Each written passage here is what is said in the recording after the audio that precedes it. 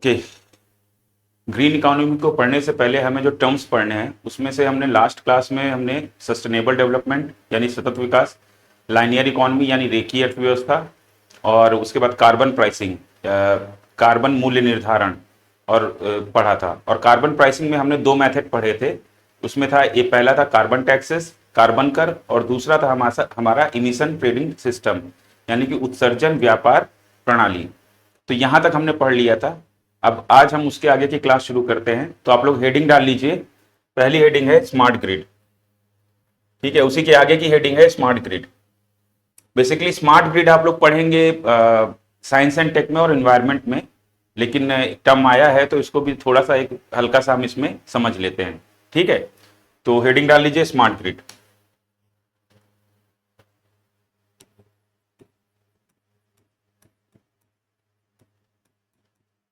ठीक है, जस्ट हम एक इंट्रो टाइप का लेंगे इसका, क्योंकि ये हमारा इकोनॉमी का पार्ट नहीं है, ठीक है। तो हम एक इंट्रो टाइप का लेंगे और उसके बाद फिर हम आगे बढ़ जाएंगे। फिर स्मार्ट ग्रिड के बाद फिर हम वैल्यू एडिशन वगैरह ये सब पढ़ेंगे, ठीक है।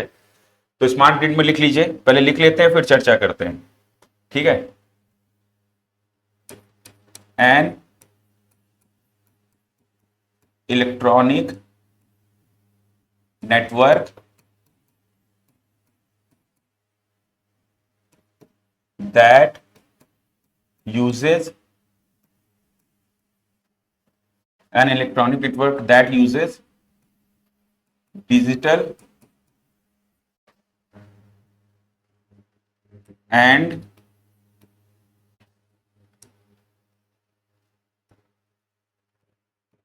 advanced technologies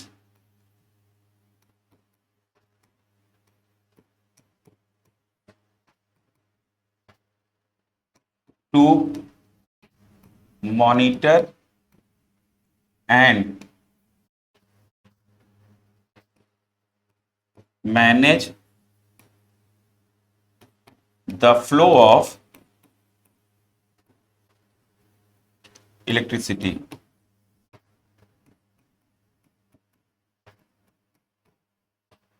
ठीक है, हिंदी में लिख लीजिए। इंग्लिश वाले इसको लिखते जाइए, हिंदी में लिखिए अब आप।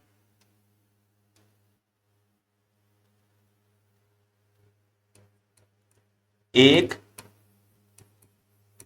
इलेक्ट्रॉनिक नेटवर्क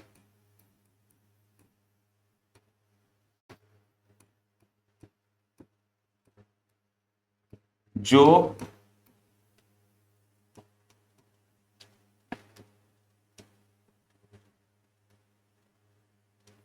बिजली के प्रवाह की निगरानी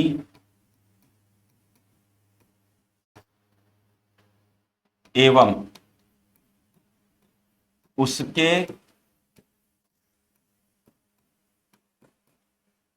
प्रबंधन के लिए डिजिटल एवं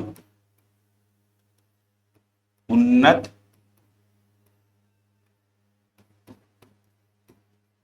तकनीकों का प्रयोग करता है।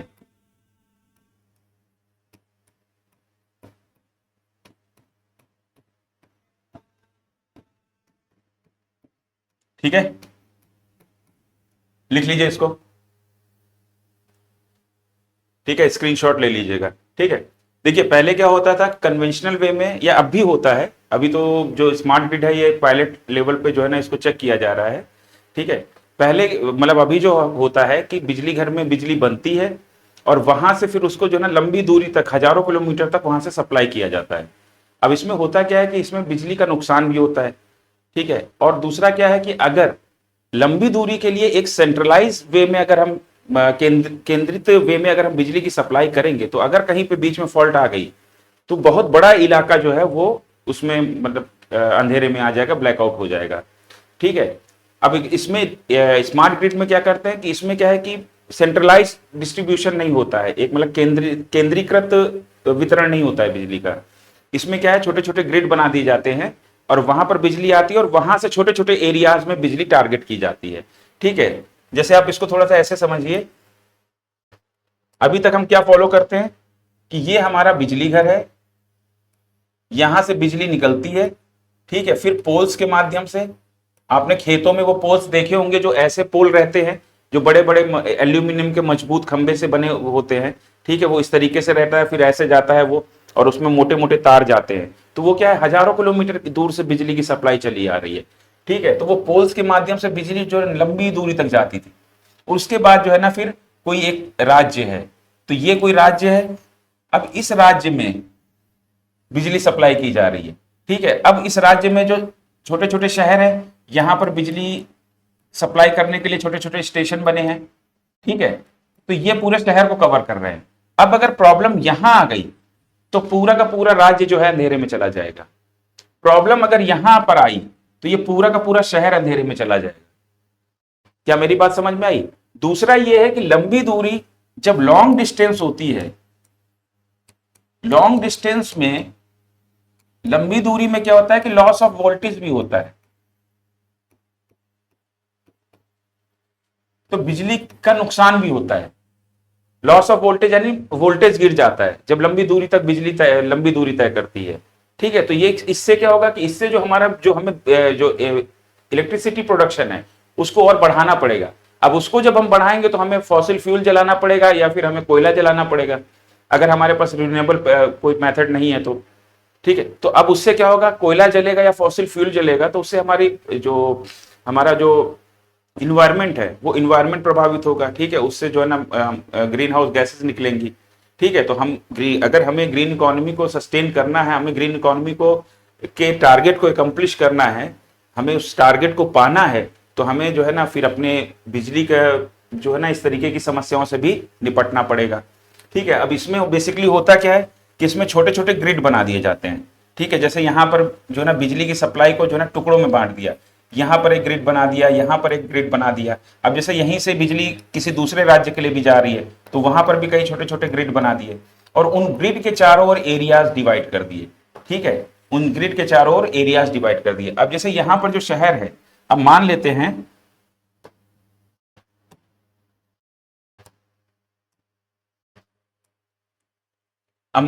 इस राज्य के अंदर ही ये एक शहर है।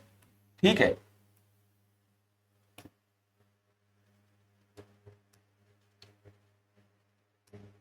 यही जो शहर है, ये शहर हम मान लेते हैं कि ये बड़ा शहर हो गया।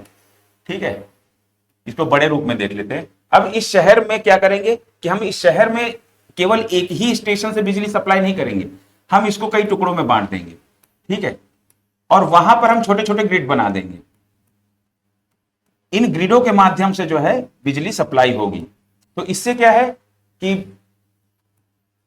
बिजली की सप्लाई निरंतर चलती रहेगी। दूसरा इसमें क्या है कि टेक्नोलॉजी का इस्तेमाल किया गया है, बहुत सारे सेंसर्स का इस्तेमाल किया गया है, इसमें यह भी देखा जाता है स्मार्ट ग्रिड पैटर्न में कि आपका जो है स्मार्ट ग्रिड टेक्नोलॉजी में कि आपका जो कंजम्पशन पैटर्न क्या है, बिजली की खपत करने का आपका तरीका क्या है, आप किस समय ज्यादा बिजली खर्च कर रहे हैं, लोग किस समय ज्यादा बिजली खर्च कर रहे हैं, किस समय लोग कम बिजली खर्च कर रहे हैं।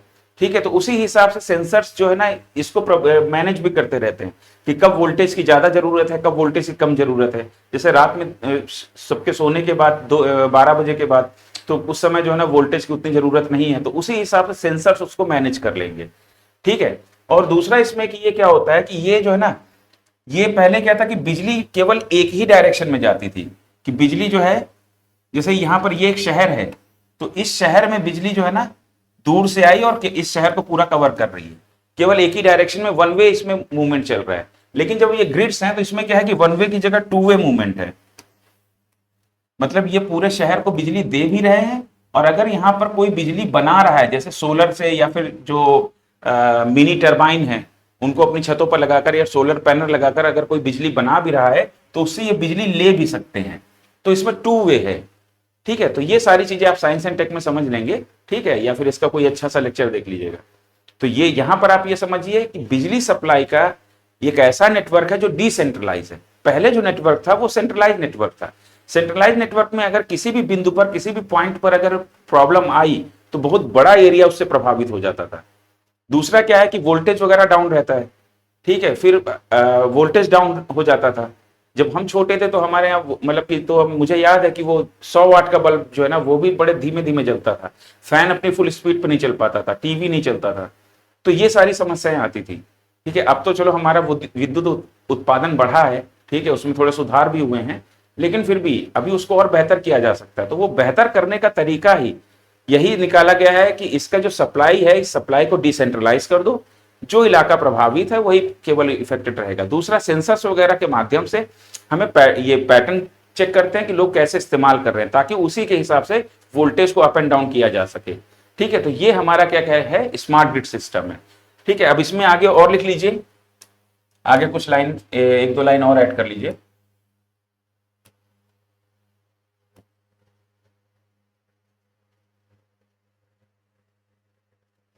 ठीक है,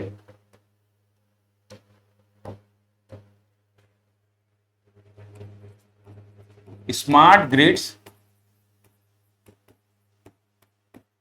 makes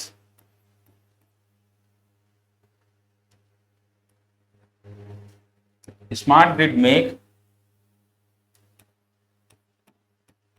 electricity network more reliable,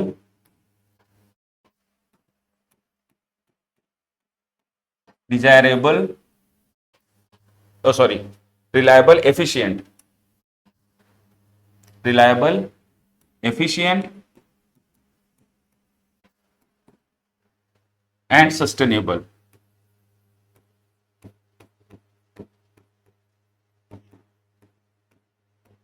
ठीक है, स्मार्ट ग्रिड बिजली के नेटवर्क को स्मार्ट ग्रिड बिजली के नेटवर्क को हिंदी में भी लिखते जाइए।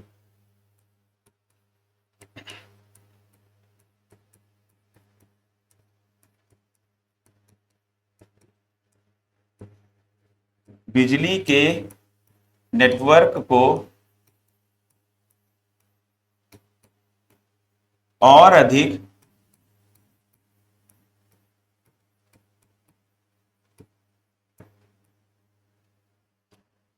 विश्वसनीय,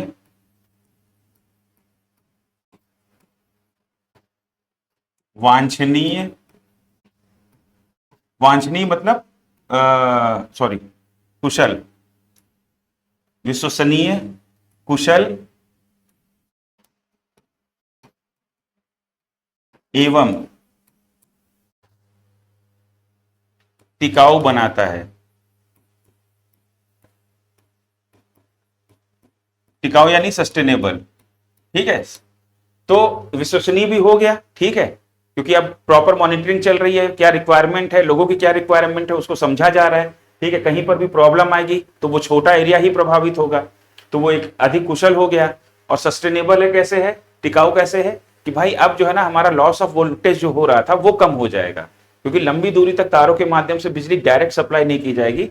ठीक है, उसमें जो है ना छोटे छोटे ग्रिड बनाकर वहां से उसको जो है ना ट्रांसमिट किया जाएगा धीरे धीरे करके।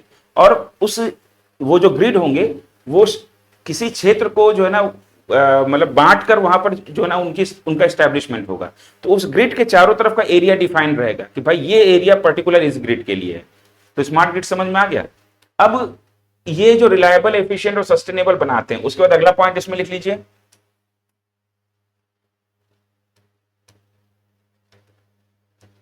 अगला पॉइंट है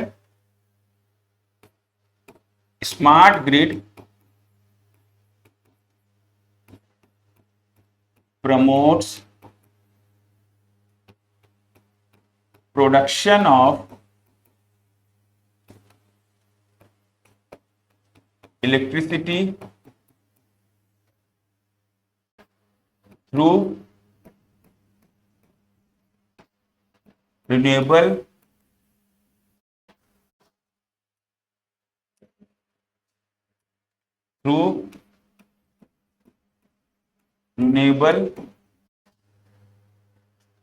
methods at local level।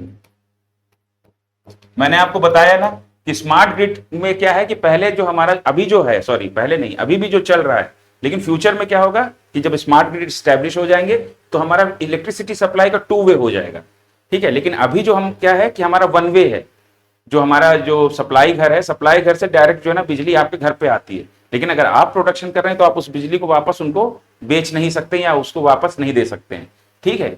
लेकिन जब स्मार्ट ग्रिड स्टैब्लिश हो जाएंगे तो ये 2 वे हो जाएगा, ठीक है।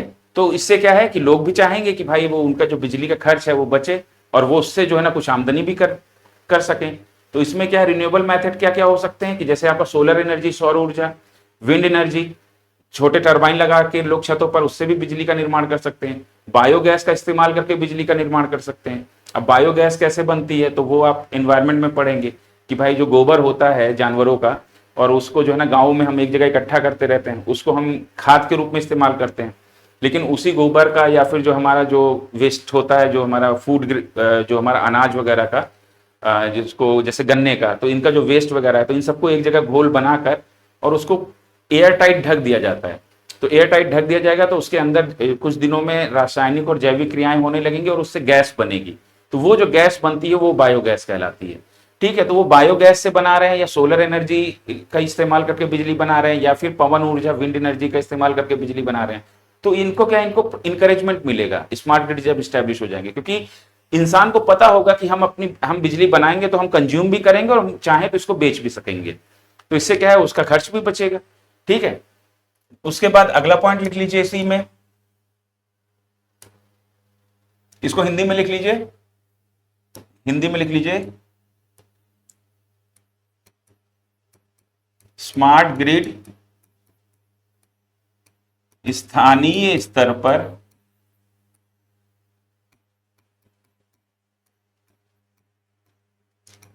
नवीकरणीय माध्यमों से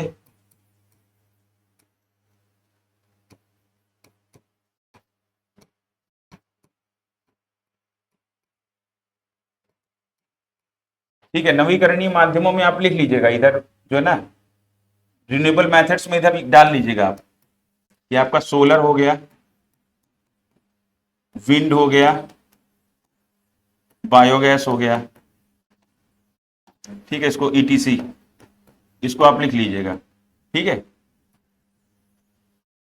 तो इसमें भी सेम लिख लेते हैं, नवीकरणीय माध्यमों में लिख लीजिए सौर, पवन एवं बायो को इंग्लिश में कहेंगे जैविक, जैविक गैस, जैविक गैस, ठीक है। तो स्मार्ट ग्रिड स्थानीय स्तर पर नवीकरणीय माध्यमों से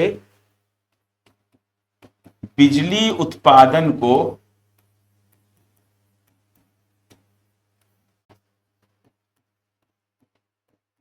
प्रोत्साहित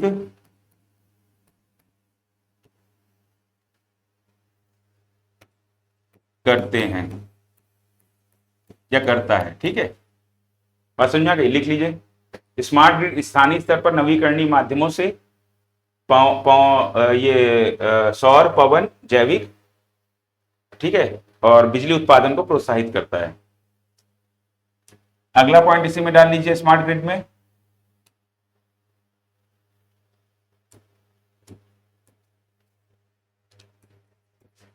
स्मार्ट ग्रिड reduces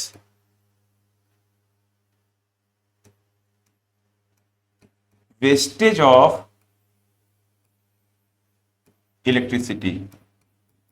भाई जब लंबी दूरी तय नहीं करनी पड़ेगी बिजली को, वो छोटे छोटे स्टेशंस बना के जो है ना वो इस्टेब्लिश करके वहां से बिजली जो है ना थोड़ी थोड़ी दूरी पे भेजी जाएगी, तो इससे क्या है कि उसका लॉस ऑफ वोल्टेज नहीं होगा।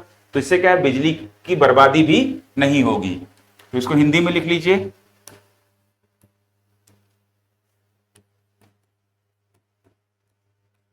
स्मार्ट ग्रिड बिजली की बर्बादी को रोकते हैं, ठीक है। तो ये सारे पॉइंट आपके हो गए स्मार्ट ग्रिड में।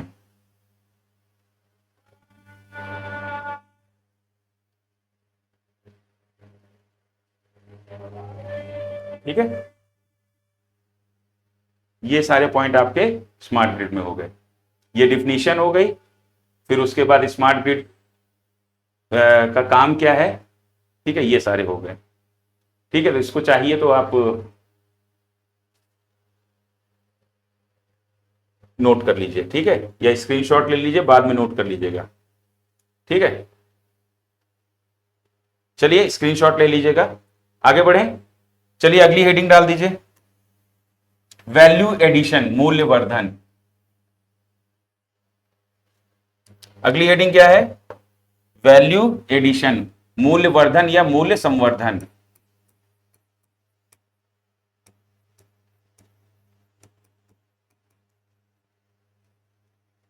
ठीक है, मूल्य वर्धन या मूल्य संवर्धन भी लिख सकते हैं। ठीक है, चलिए इसको भी लिख लेते हैं, फिर उसके बाद डिस्कस करते हैं। इनहैंसिंग वर्थ ऑफ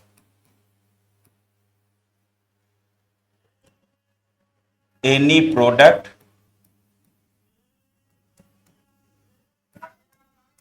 और service, enhancing worth of any product or service by modifying it,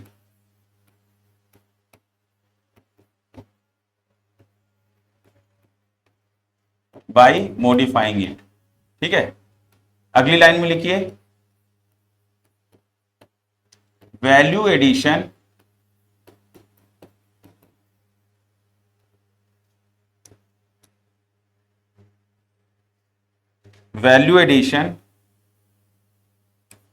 increases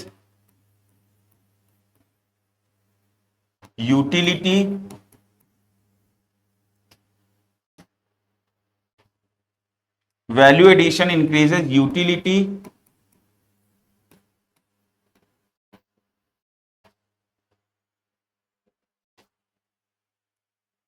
desirability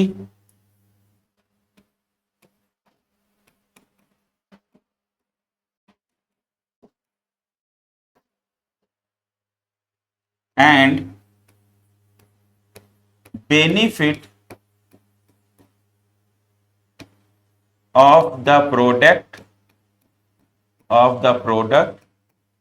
or service for the customer।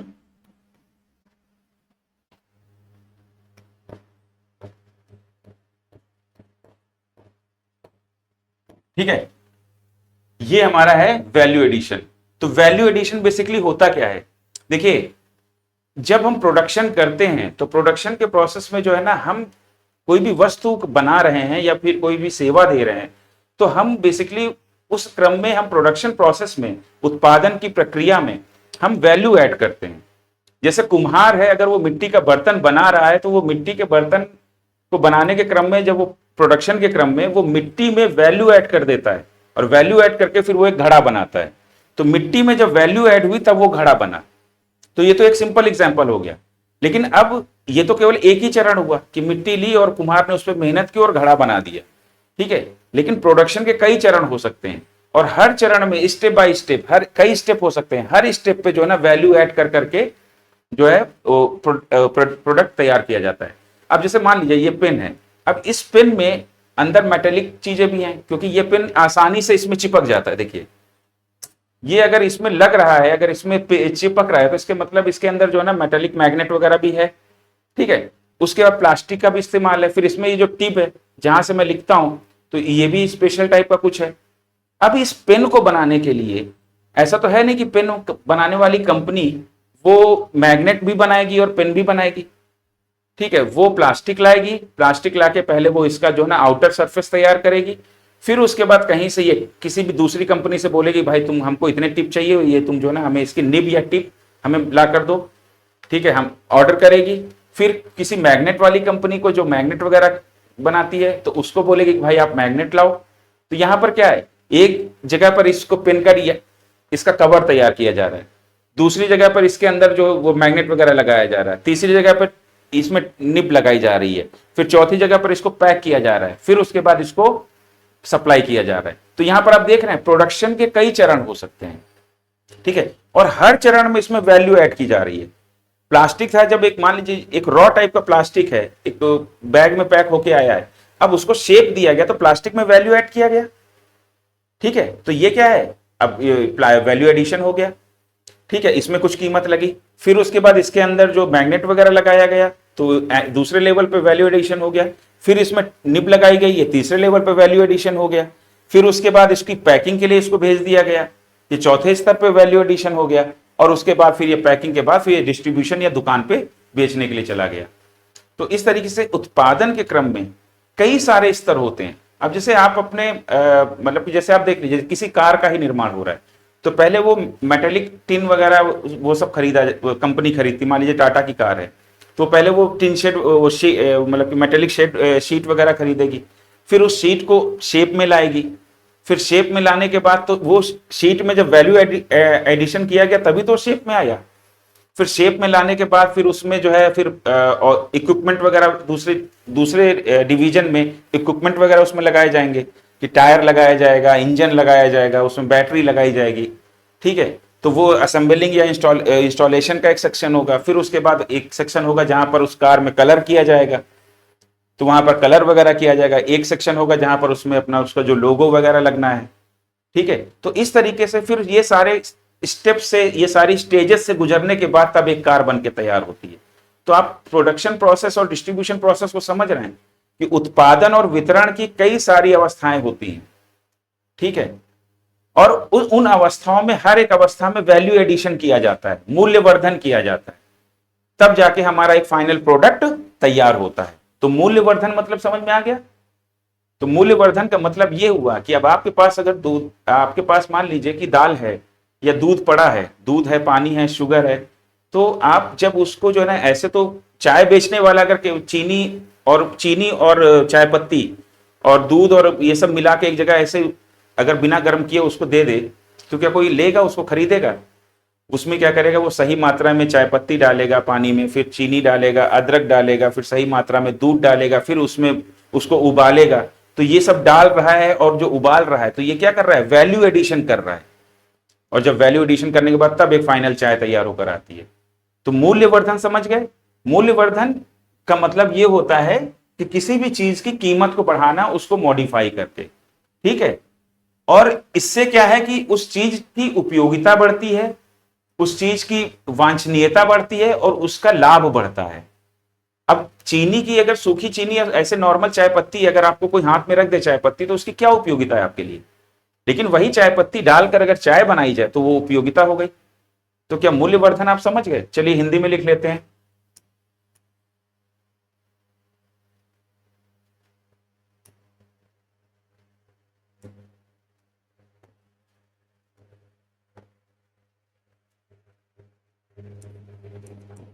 किसी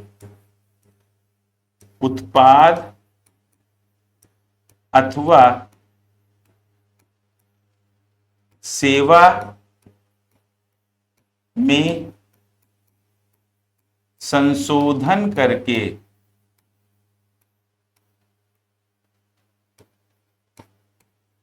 अभी आप लोग चिंता मत करिए, वैल्यू एडिशन अभी क्योंकि ये ग्लोबल वैल्यू चेन मैं पढ़ाना भूल गया था, पर बेसिकली मैंने ये सोचा था कि ग्लोबल वैल्यू चेन मैं वैल्यू एडिशन के साथ ही पढ़ाऊंगा, ठीक है। तो वैल्यू एडिशन के बाद हम ग्लोबल वैल्यू चेन, ये जिसको हम कहते हैं कि वैश्विक मूल्य श्रृंखला, तो हम पढ़ेंगे तो अभी आपको वैल्यू एडिशन और अच्छे समझ में आ जाएगा कि उत्पादन के कई चरण होते हैं, डिस्ट्रीब्यूशन के कई चरण होते हैं, और हर एक चरण में वैल्यू थोड़ी थोड़ी ऐड की जाती, तब जाके एक फाइनल प्रोडक्ट बन के तैयार होता है। क्या मेरी बात समझ में आ गई? तो अभी आप लिख लो, अगर आपको कम समझ में आया है परेशान मत होइए, अभी आपको पूरा समझ में आ जाएगा। किसी उत्पाद अथवा सेवा में संशोधन करके उसके मूल्य में वृद्धि, मूल्यवर्धन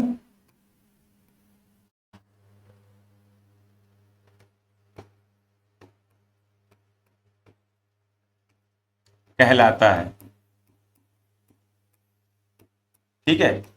आगे लिखिए, मूल्यवर्धन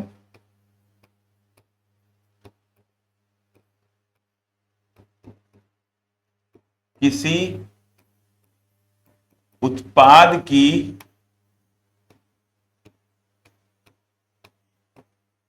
उपयोगिता,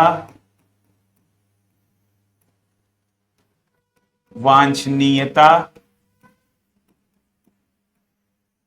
एवं लाभ में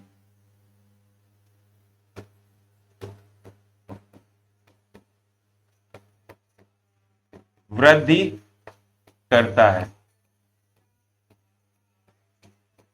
ठीक है, किसी उत्पाद की उपभोक्ता के लिए, यहां पर नीचे यहां पर लिख दीजिए मूल्यवर्धन के बाद उपभोक्ता के लिए, यानी कंज्यूमर या कस्टमर, उपभोक्ता के लिए। ठीक है, मूल्यवर्धन उपभोक्ता के लिए किसी उत्पाद की उपयोगिता, वांछनीयता एवं लाभ में वृद्धि करता है।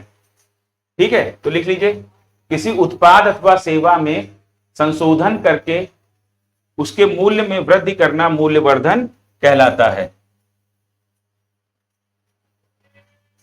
ठीक है,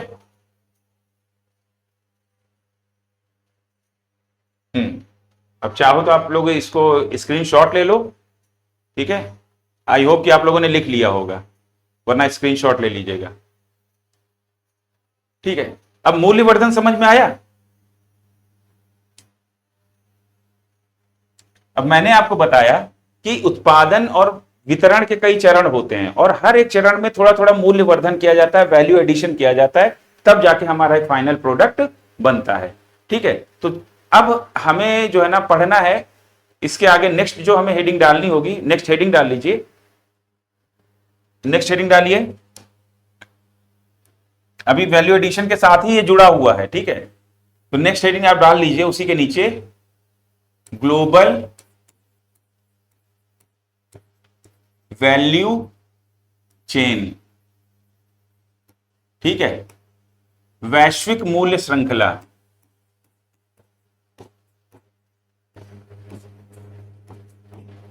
वैश्विक मूल्य श्रृंखला। ठीक है, ग्लोबल वैल्यू चेन। अब एक एग्जांपल लेते हैं मोबाइल का। ठीक है, एक मोबाइल का एग्जांपल लेते हैं कि मोबाइल कैसे बनता है, और उसके बाद जो है ना उससे फिर हमें वैल्यू एडिशन पूरी तरीके से समझ में आ जाएगा और हमें ग्लोबल वैल्यू चेन भी समझ में आ जाएगा कि वैश्विक मूल्य श्रृंखला क्या होता है। ठीक है, तो पहले हम देखते हैं कि एक मोबाइल है और उस मोबाइल को बनाने के लिए हमें कौन से स्टेप या कौन से हमारी एक्टिविटीज होती हैं या किन किन स्टेजेस से गुजरकर एक मोबाइल बनता है। ठीक है, तो चलिए हम एक मोबाइल का एग्जांपल लेते हैं। यहां पर बीच में लिख दीजिए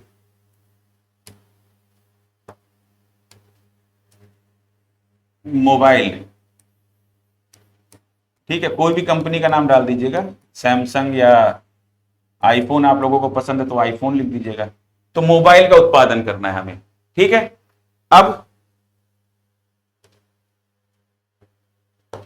इसके प्रोडक्शन में, मोबाइल के उत्पादन में कई सारे चरण होंगे, तो यहां लिख दीजिए एक,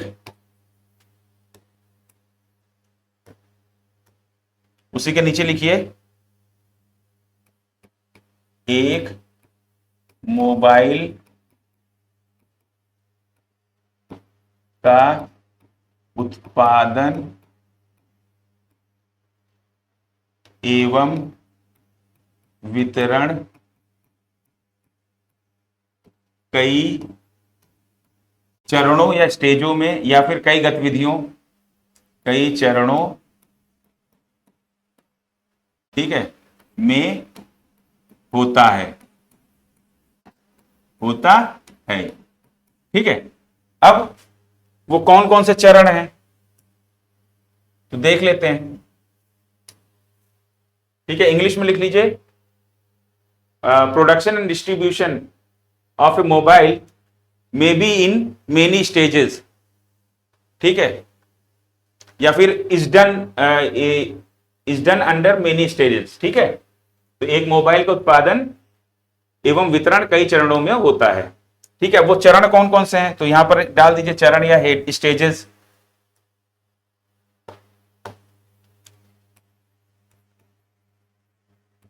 स्टेजेस या चरण।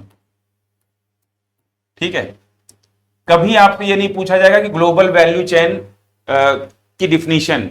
ठीक है, सिर्फ आपके पास एक अंडरस्टैंडिंग होनी चाहिए कि वैश्विक मूल्य श्रृंखला क्या है, मूल्यवर्धन क्या है। मूल्यवर्धन स्टेप बाय स्टेप चीजों की में जो है ना मॉडिफिकेशन करते गए तब हमारा एक फाइनल प्रोडक्ट बनके तैयार हुआ।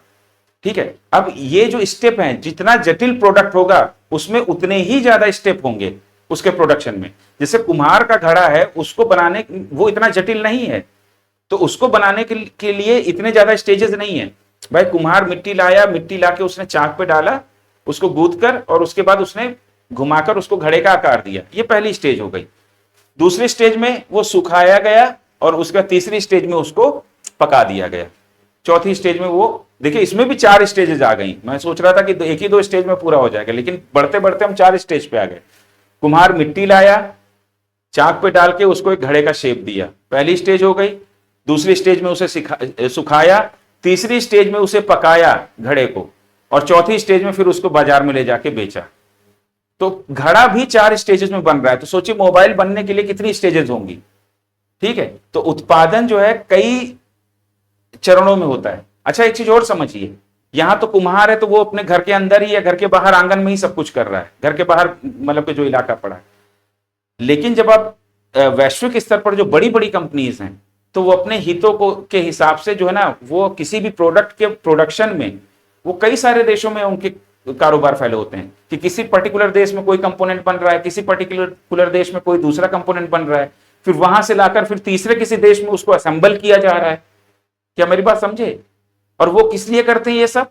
क्योंकि भाई जैसे वो देखते हैं कि भाई यहाँ पर लेबर ज्यादा सस्ते हैं, तो वहां से जो है ना उन्होंने जो है ना मतलब कि कोई भी कंपोनेंट वहां से बनवाना शुरू कर दिया, या वहां असेंबलिंग करवाना शुरू कर दिया। एक जगह देखा कि भाई यहाँ पर स्पेशलिस्ट ज्यादा है, तो यहाँ पर जो है ना, अगर मान लीजिए मदरबोर्ड बनना है मोबाइल का, तो मोबाइल के मदरबोर्ड के लिए इस देश में जो है ना ज्यादा स्पेशलिस्ट कंपनीज हैं, तो उस देश की कंपनी को ऑर्डर दे देंगे कि भाई हमें इतने मदरबोर्ड इस स्पेसिफिकेशन के लिए चाहिए, इस स्पेसिफिकेशन के चाहिए। अब उसके बाद मान लीजिए कि कहीं पर जो है टेक्नोलॉजिकल डेवलपमेंट ज्यादा है, चिप्स वगैरह में, मतलब कि जो मोबाइल में चिप रहते हैं, तो वो चिप वगैरह वहां पर अच्छे बनते हैं, तो वो क्या कहेंगे कि उस पर्टिकुलर देश में किसी कंपनी को दे देंगे कि हमें इस स्पेसिफिकेशन के चिप चाहिए। डिजाइनिंग अगर है तो वो कंपनी क्या करेगी कि डिजाइनिंग के लिए किसी तीसरे चौथे देश में चली जाएगी कि भाई यहाँ के डिजाइन बड़े अच्छे होते हैं, तो मतलब बड़े रिलायबल हैं, तो यहाँ के डिजाइन, इस देश से वो डिजाइन ले लेगी। बात समझ रहे हैं? तो एमएनसीज हैं, तो उनके कारोबार मतलब कि उनका जो एक प्रोडक्ट है उसके लिए इक्विपमेंट कई सारी जगहों से आ रहे हैं। बात समझ रहे हैं? यही ग्लोबल वैल्यू चेन है। तो इसको आगे देखिए, इसको अच्छे से समझते हैं। तो स्टेजेस क्या क्या है? तो एक मोबाइल के प्रोडक्शन में एक स्टेज आपकी हो जाएगी डिजाइनिंग या डिजाइनिंग। ठीक है, दूसरी स्टेज क्या हो जाएगी? Manufacturing of components.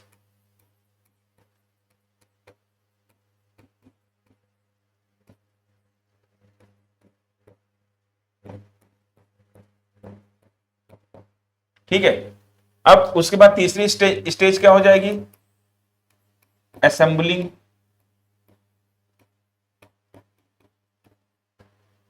चौथी स्टेज क्या हो जाएगी? Marketing.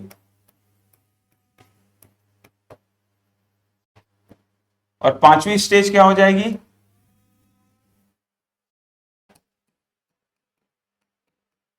Distribution and customer support.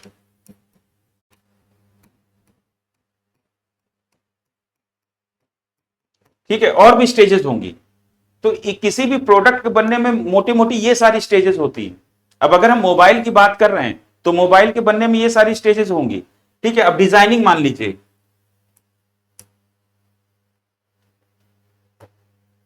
Designing मान लेते हैं कि मोबाइल की कहां हो रही है?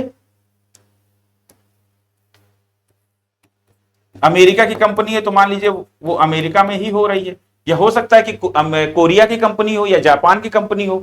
लेकिन अमेरिका की कंपनियां अच्छा डिजाइन करती हैं, तो वो जो जापान की कंपनी होगी, जो मेन कंपनी है, वो मेन कंपनी ऑर्डर कहां की कंपनी को देगी? अमेरिका की कंपनी को। तो बोलेगी भाई आप हमारे लिए डिजाइन तैयार कर दो, अमेरिका की कंपनी हो गई। अब मैन्युफैक्चरिंग ऑफ कंपोनेंट्स, अब इसमें भी जो कंपोनेंट्स हैं वो भी कई सारे होंगे। मदरबोर्ड हो गया,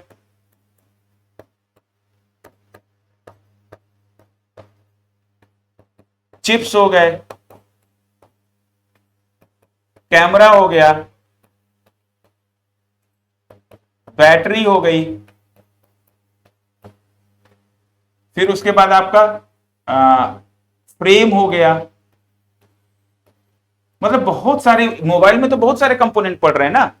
अब ये कंपोनेंट भी जरूरी नहीं कि किसी एक ही देश में या एक ही कंपनी बनाए, हो सकता है कि इनके लिए अलग अलग कंपनियां हो और अलग अलग देश हो सकता है कि नहीं हो सकता है? इनके लिए अलग अलग देश हो सकते हैं और उन देशों की अलग अलग कंपनियां हो सकती हैं, हो सकती कि नहीं हो सकती हैं? तो ये अलग अलग देशों में बन रहा हो, ये इनके भी देश अलग अलग हो। तो अब मान लेते कि भाई जैसे अपना ये मैंने कंपोनेंट्स में जो है ना, जैसे ताइवान है, कोरिया है, चाइना है, तो इनका ज्यादा अच्छा है, जापान है। तो मान लेते कि इनकी जो चीजें हैं,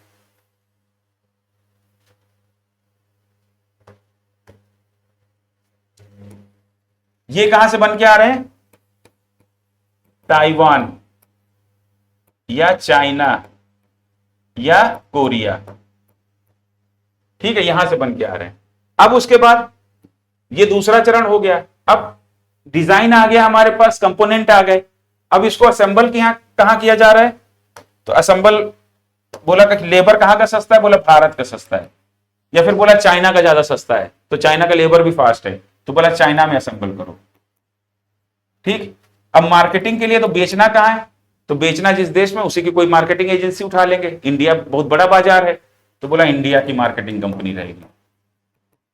ठीक है। अब डिस्ट्रीब्यूशन भी कहां करना है और कस्टमर सपोर्ट? तो इंडिया, तो इंडिया में ही अगर बेचना है तो इंडिया का ही कस्टमर सपोर्ट। ठीक है। तो यहां पर हम देखें अगर,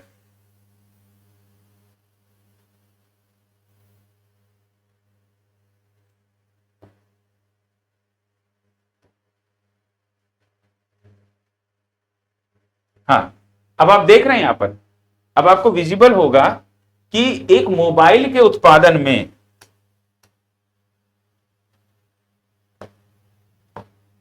एक मोबाइल के प्रोडक्शन को लेकर कई सारी स्टेजेस से गुजरना पड़ा।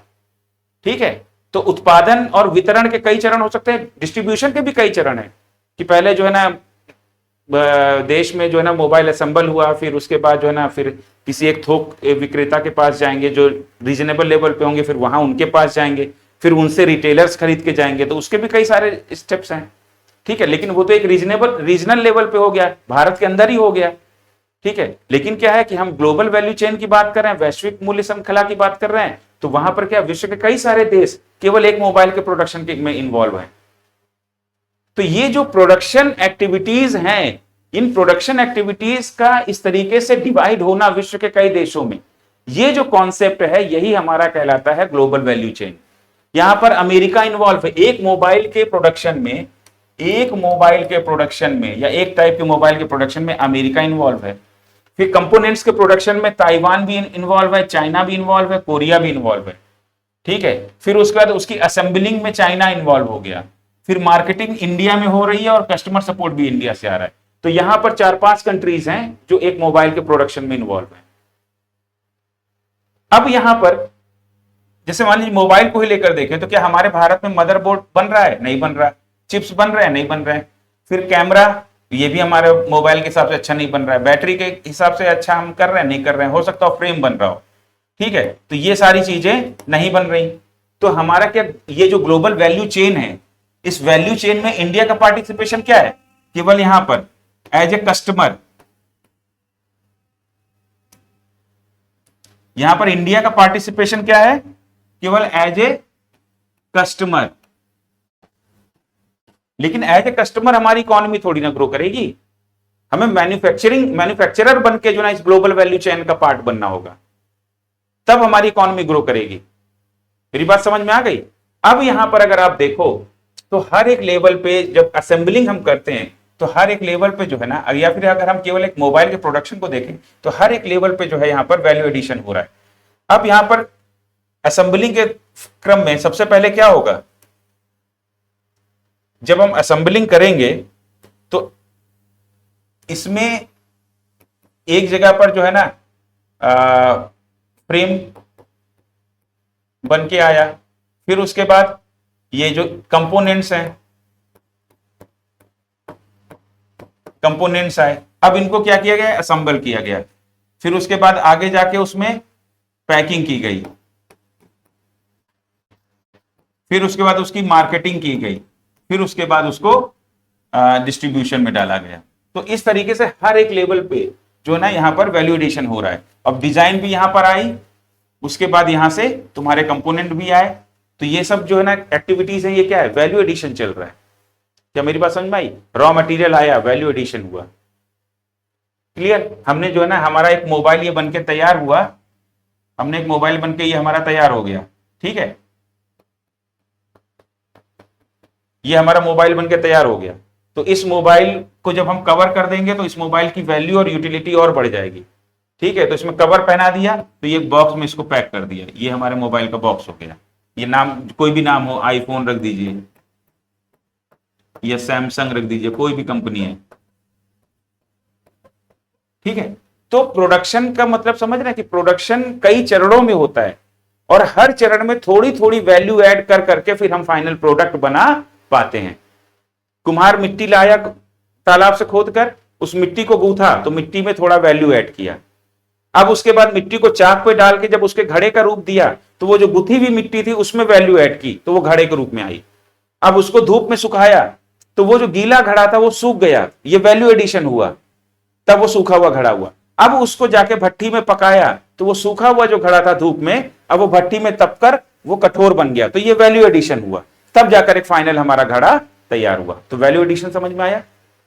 और हर स्तर पर जो है ना जो श्रम कर रहा है वो तो उसका उसमें लाभ भी होगा, जब वो फाइनली बेचेगा तो लैंड लेबर कैपिटल एंटरप्रेन्योरशिप, तो उसमें जो है ना एंटरप्रेन्योरशिप में जो उसकी उद्यमिता है और उसका जो लेबर के तहत वो श्रम कर रहा है, तो वो सब कुछ जोड़कर फिर वो घड़ा बेचेगा। क्या मेरी बात समझ में आ गई? तो इस तरीके से ये वैल्यू एडिशन होता है, ठीक है। वैल्यू एडिशन को हमने हिंदी में नोट किया था, हाँ हिंदी में हमने नोट कर लिया था, ठीक है, हिंदी में नोट कर लिया था। फिर global value chain, global value chain आपको समझ में आ गया? ग्लोबल वैल्यू चेन समझ में आ गया? अगर लिखना चाहो तो लिख लो, वरना समझना चाहो तो बस समझ लो कि there may be many stages in the process of production and distribution. उत्पादन और वितरण के की प्रक्रिया में कई सारे चरण हो सकते हैं, ठीक है। These stages may be divided between many countries, या these stages can be divided between many countries। इन चरणों को कई देशों के बीच में बांटा जा सकता है, ठीक है। So this system, this concept is called global value chain, ठीक है। तो ये जो हमारी जो प्रक्रियाओं को बांट दिया गया है कई देशों के बीच में और उसके बाद फिर हमारा एक फाइनल प्रोडक्ट बनकर तैयार हो रहा है, तो ये हमारा कहलाता है ग्लोबल वैल्यू चेन। तो ग्लोबल वैल्यू चेन समझ में आ गया। अब भारत कहां पर है ग्लोबल वैल्यू चेन में, ठीक है। आप एक काम करो, ग्लोबल वैल्यू चेन को लेकर ना इसका आप स्क्रीनशॉट ले लो या फिर आप इसको पॉज करके उतार लेना। आपको विजिबल है, आई गेस विजिबल तो होगा, ठीक है। स्क्रीनशॉट ले लिया। अब उसके बाद देखते हैं कि भारत का किन किन इंडस्ट्रीज में पार्टिसिपेशन है। तो इंडिया का जो है 4 मेन इंडस्ट्रीज हैं जो कि ग्लोबल वैल्यू चेन में इंडिया की पार्टिसिपेशन को दर्शा रहे हैं, ठीक है। ग्लोबल वैल्यू चेन में इंडिया का पार्टिसिपेशन बहुत कम है। वैश्विक मूल्य श्रृंखला में मोबाइल के उत्पादन में हमने देखा हम क्या बना रहे हैं, केवल फ्रेम, और भारत में हो क्या रहा है, केवल असेंबलिंग। ना हम चिप्स बना रहे हैं, ना मदरबोर्ड बना रहे हैं, ना हम कैमरा बना रहे हैं, ठीक है। तो मतलब कैसे, तो हमारा जो पार्टिसिपेशन है वैश्विक मूल्य श्रृंखला में, अब हम चाहते तो यही है ना कि हमारा पार्टिसिपेशन उसमें बढ़े। इससे क्या होगा, इसके लिए क्या चाहिए कि हमारे देश में मैन्युफैक्चरिंग ज्यादा से ज्यादा हो, कंपनियां तकनीकी लेकर आए, हम टेक्नोलॉजिकल रूप से एडवांसमेंट हमारे हम उसको अचीव करें, और उसके बाद जो है ना हम ज्यादा से ज्यादा प्रोडक्शन करें, इस इकोनॉमीज ऑफ स्केल का इस्तेमाल हो। अब इकोनॉमीज ऑफ स्केल हमने जो पढ़ा, अभी हम आगे पढ़ाएंगे, ठीक है, तो वो सारी चीजें हों, ठीक है। Economies of scale I guess पढ़ा चुका हूं मैं, तो नहीं पढ़ाया होगा तो पढ़ा दूंगा, ठीक है, नहीं वो पढ़ाऊंगा मैं आगे, ठीक। तो कुल मिला के कहने का मतलब ये है कि हम ज्यादा से ज्यादा पार्टिसिपेट करेंगे तो हम ज्यादा से ज्यादा मैन्युफैक्चर करेंगे, और ज्यादा से ज्यादा मैन्युफैक्चर करेंगे तो हमारा इकोनॉमिक ग्रोथ होगा। अब चार क्षेत्र हैं, उद्योग हैं जहां पर भारत की प्रेजेंस ग्लोबल वैल्यू चेन में है। तो यहां पर चाहे तो आप लिख सकते हैं India's presence in global value chain, GVC, ठीक है, हिंदी में लिख दीजिए भारत की वैश्विक मूल्य श्रृंखला में उपस्थिति कि कौन से वो सेक्टर हैं। नंबर 1 आईटी सेक्टर, नंबर 2 आपका है ये फार्मास्यूटिकल्स,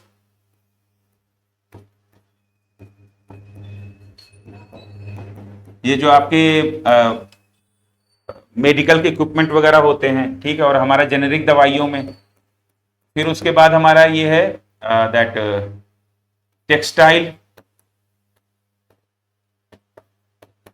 टेक्सटाइल इंडस्ट्री, और हमारा है आईटी सेक्टर है ऑटोमोबाइल पार्ट्स, चौथा है ऑटोमोबाइल पार्ट्स, ठीक है। हिंदी में आप लिखेंगे आईटी सेक्टर सूचना एवं इंफॉर्मेशन टेक्नोलॉजी, सूचना एवं प्रौद्योगिकी क्षेत्र। फार्मास्यूटिकल्स को फार्मास्यूटिकल से लिख दीजिए, टेक्सटाइल उद्योग को लिख दीजिए कपड़ा उद्योग, ऑटोमोबाइल पार्ट्स को ऑटोमोबाइल पार्ट्स ही लिखेंगे, ठीक है। तो इस तरह हिंदी में भी आप लोग लिख लीजिए। बात समझ में आई? अब भारत ग्लोबल वैल्यू चेन का पार्ट क्यों नहीं बन पा रहा है, तो अभी मैं आगे आपको पढ़ाऊंगा make in India production linked incentive scheme, और तो मेक इन इंडिया भी पढ़ाऊंगा और प्रोडक्शन लिंक्ड इंसेंटिव स्कीम यानी कि उत्पादन आधारित प्रोत्साहन योजना। तो उत्पादन आधारित प्रोत्साहन योजना जब मैं पढ़ाऊंगा तो उसमें मैं आपको बताऊंगा कि हम ग्लोबल वैल्यू चेन में हमारा पार्टिसिपेशन इतना कम क्यों है। इतना कम इसलिए है क्योंकि हमारा जो है ना इंफ्रास्ट्रक्चर डेवलप नहीं है, हम तकनीकी रूप से डेवलप नहीं है, हमारे पास टेक्नोलॉजी नहीं है, ठीक है, हमारे पास स्किल्ड मैन पावर नहीं है।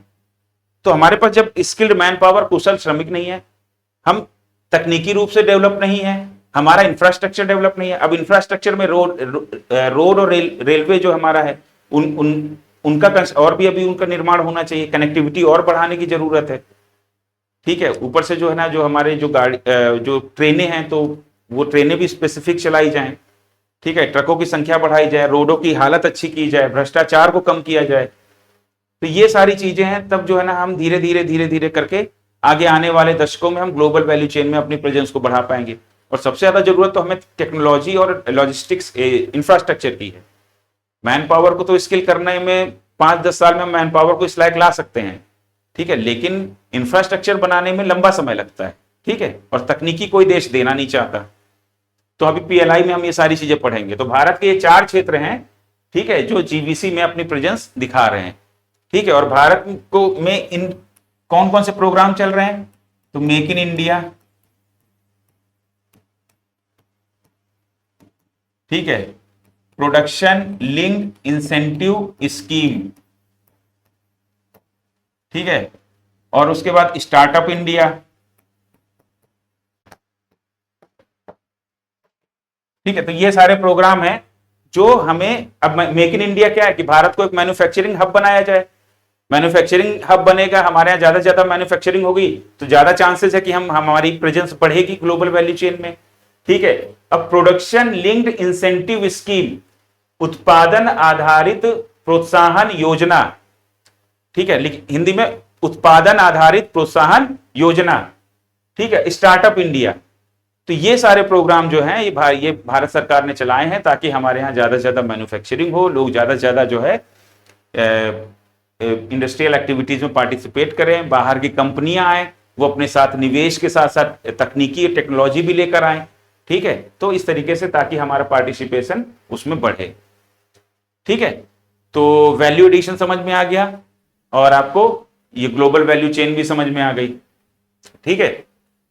और ऊपर हमने स्मार्ट ग्रिड पढ़ा है, तो स्मार्ट ग्रिड जो है ना जितना एक ब्रीफ एक स्मॉल इंट्रोडक्शन जो आपको देना चाहिए था वो मैंने दे दिया। स्मार्ट ग्रिड क्या है कि डिसेंट्रलाइज पैटर्न है इलेक्ट्रिसिटी डिस्ट्रीब्यूशन का, मतलब विकेंद्रीकृत एक तरीका है बिजली सप्लाई करने का, बिजली को घरों तक पहुंचाने का। ठीक है, अब उसके बाद अगली हेडिंग डाल दीजिए।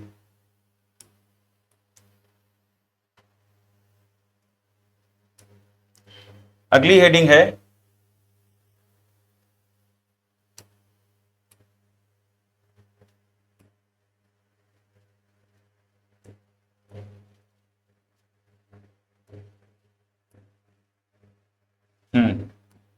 इंक्रीमेंटल प्रोडक्शन,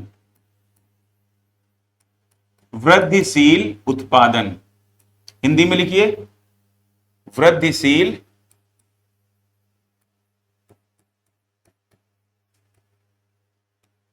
उत्पादन। ठीक है, अब वृद्धिशील उत्पादन क्या होता है पहले समझ लेते हैं। देखिए वृद्धिशील उत्पादन क्या है कि एक ये भी जो है ना एक तुलना करने का, या कितना हमारी प्रोडक्टिविटी बढ़ी या हमने उत्पादन कितना बढ़ाया है, इसको जांचने का एक तरीका है। ठीक है, और ये किसी भी रीजन से जांचा जा सकता है, चेक किया जा सकता है कि भाई किसी भी काम से कोई भी कमेटी मान लीजिए गठित की गई हमारे जो ना मैन्युफैक्चरिंग को लेकर, तो वो कुछ जांचना चाहती है, तो वो जो ना इस तरीके से जो ना किसी भी पर्टिकुलर ईयर को बेस ईयर मान लेगी और वहां से फिर वो चेक करेगी कि भाई हमारा बेस ईयर 4 साल पहले का ये था और यहां पर प्रोडक्शन इतना हुआ था और अभी प्रोडक्शन कितना बढ़ा है। तो ये जो बेस ईयर में हुए प्रोडक्शन से बढ़ा हुआ, जो प्रेजेंट ईयर में जो बढ़ा हुआ प्रोडक्शन है, यही हमारा इंक्रीमेंटल प्रोडक्शन कहलाता है। ठीक है, इंक्रीमेंटल प्रोडक्शन यानी कि वृद्धिशील उत्पादन। तो लिख लेते हैं इसको,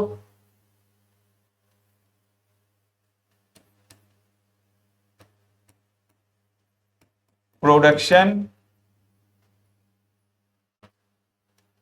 क्वांटिटी increased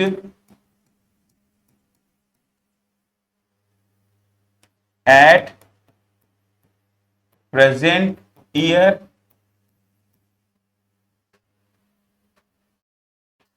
from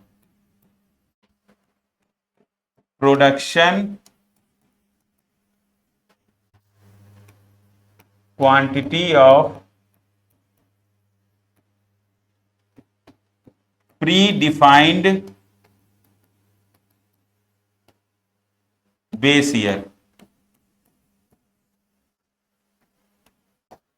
ठीक है, हिंदी में लिख लीजिए,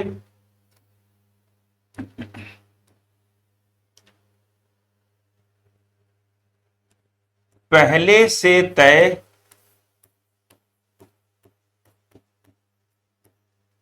आधार वर्ष में हुए उत्पादन से या फिर की तुलना में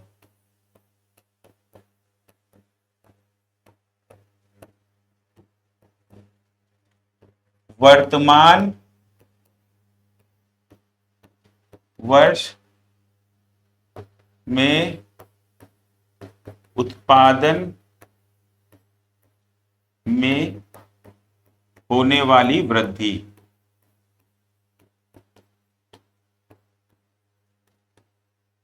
वृद्धि क्या कहलाती है?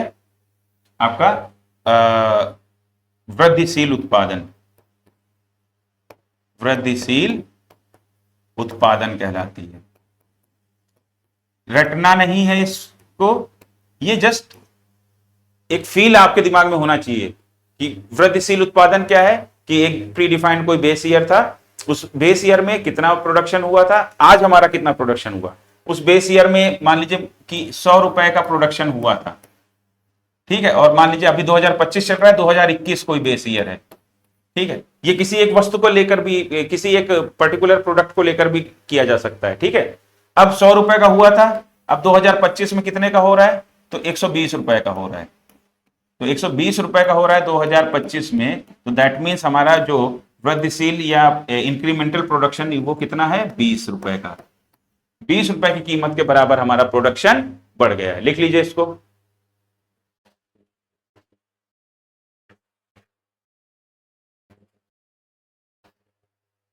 ठीक है, स्क्रीनशॉट या तो ले लीजिएगा। चलिए अब अगली हेडिंग डालते हैं। अगली हेडिंग है इकोनॉमीज ऑफ स्केल।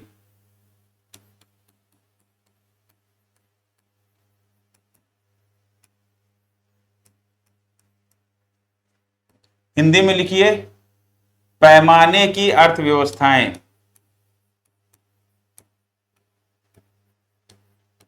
जिन बच्चों को मैंने नोट्स भेजा है तो उनको तो समझ में आ गया होगा, खासकर तनु को, तनु और सोनाली को, क्योंकि मैंने उसमें एग्जाम्पल भी समोसे का दिया है ना। तनु और सोनाली तुम्हें समझ में आ गया होगा ना। ठीक है, तो तनु और सोनाली को समझ में आ गया है इकोनॉमीज ऑफ स्केल क्या होता है। इन्होंने अपने माता पिता को भी समझा दिया होगा इकोनॉमीज ऑफ स्केल क्या है, क्योंकि मैंने उसमें एग्जाम्पल ही ऐसा दिया है। ठीक है, तो ये क्या होता है कि increase in the quantity of, increase in the quantity, increase in the production quantity, यहां लिख दीजिए production,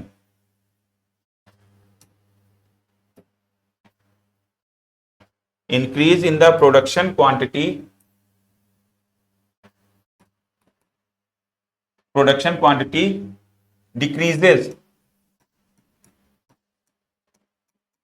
decreases per unit cost of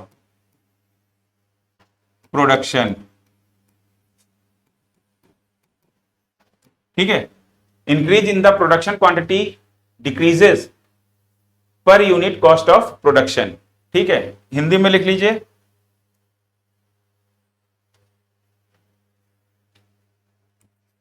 उत्पादन की मात्रा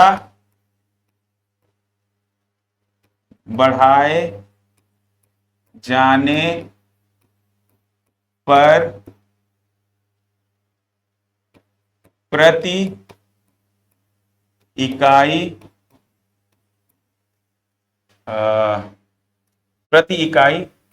लागत कम हो जाती है।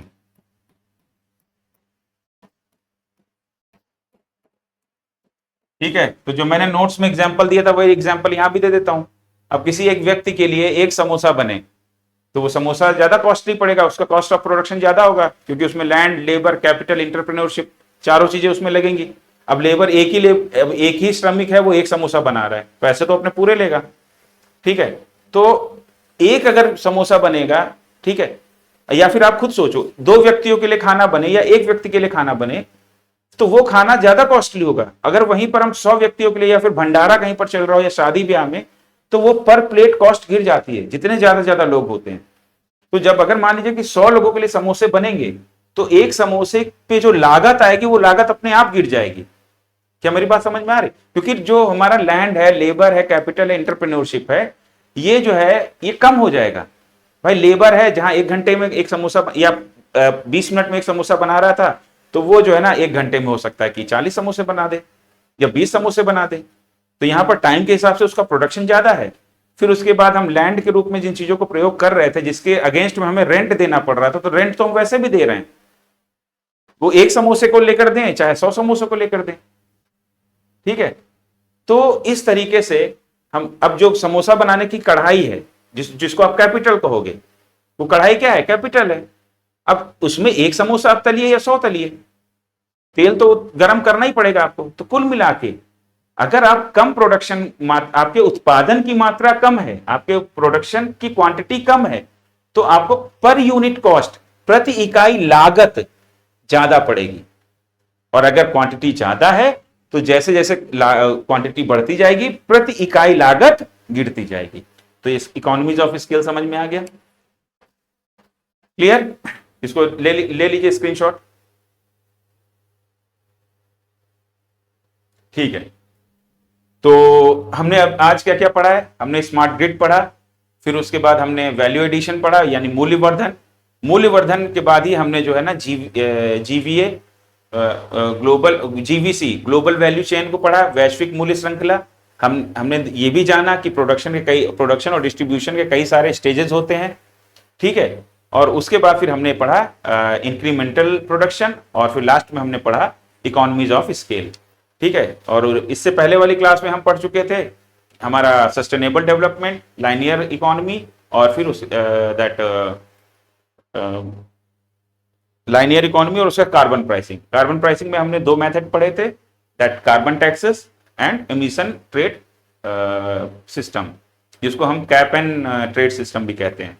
तो ये सारी चीजें हम पढ़ चुके हैं। अब ये सारे नोट्स आप बना ही रहे होंगे, फिर नेक्स्ट क्लास में हम आगे की चीजें पढ़ेंगे। अब दो क्लासेस में हमारा जो है ना ग्रीन इकोनॉमी का जो भी हमारा टर्म है, जो रिक्वायरमेंट है, बेसिक रिक्वायरमेंट, वो कंप्लीट हो जाएगी। तो हम दो क्लासेस में ग्रीन इकोनॉमी कंप्लीट कर लेंगे, ठीक है। चलिए पढ़ते रहिए।